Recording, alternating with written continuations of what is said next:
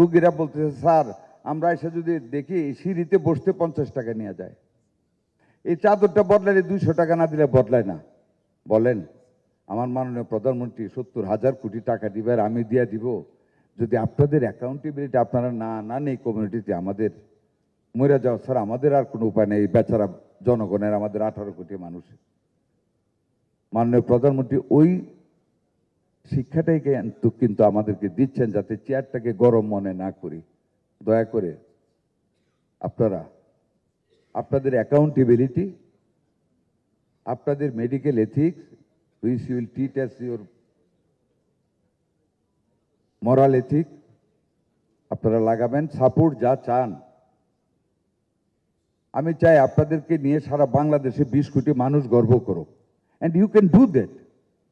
আপনারা সেটা প্রমাণ করেছেন কোভিডের সময়ে।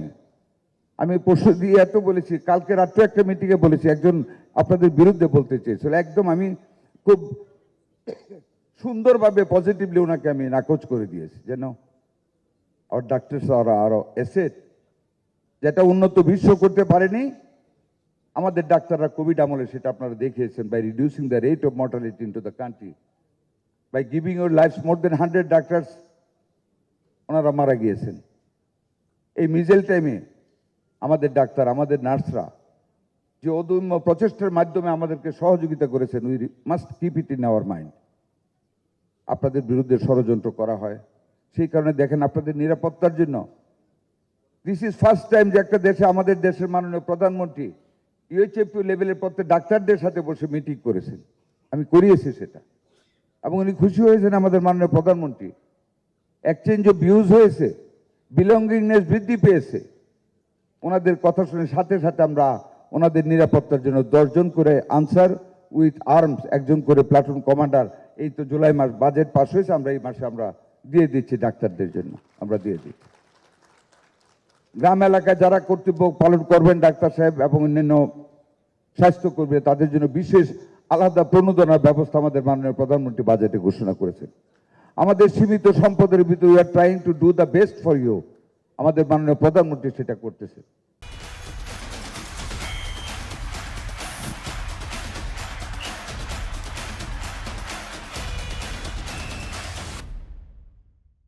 আমরা প্রত্যেকটা জেলা লেভেলে 50,000 কিডনি ডায়ালিসিস সেন্টার করতে যাচ্ছি, এবং খুব তাড়াতাড়ি। মনে করবেন এটা আমাদের শুধু অর্থ না, উই মিন ইট।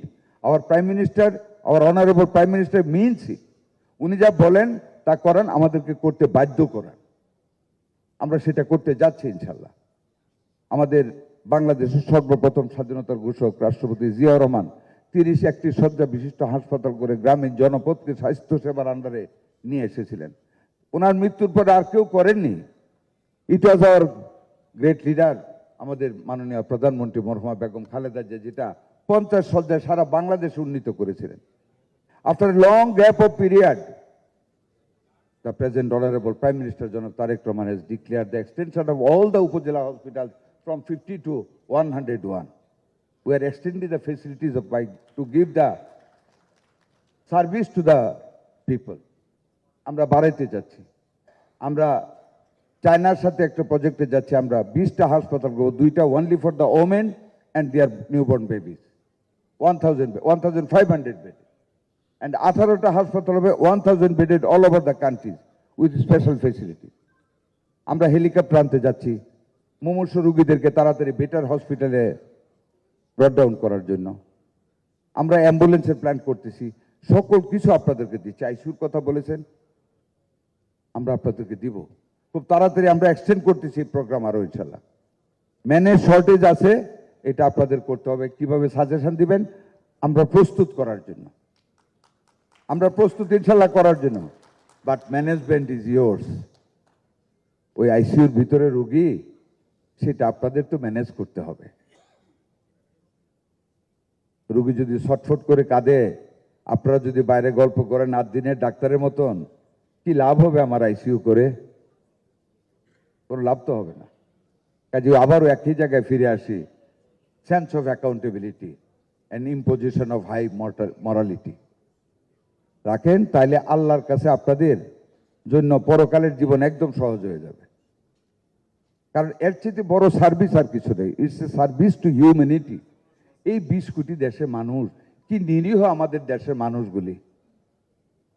একবার চিন্তা করেন যে খলিল জিবরান বলেছিলেন যে তুমি যখন কিছু ভাববে, তুমি আকাশে নিজেকে ভাবো ঘুমন্ত অবস্থায়, তারপর চিন্তা করো কি নিয়ে ভাববে, আসল চেহারাটা পাবে।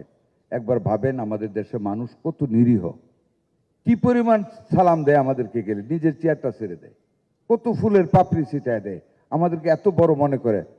উই শুড রিয়ালাইজ তাদের যে love, sympathy and empathy to us, আমাদেরকে কিন্তু এটা রিয়েলাইজ করতে হবে in all spheres of life, like our honourable prime minister জনাব তারেক রহমান।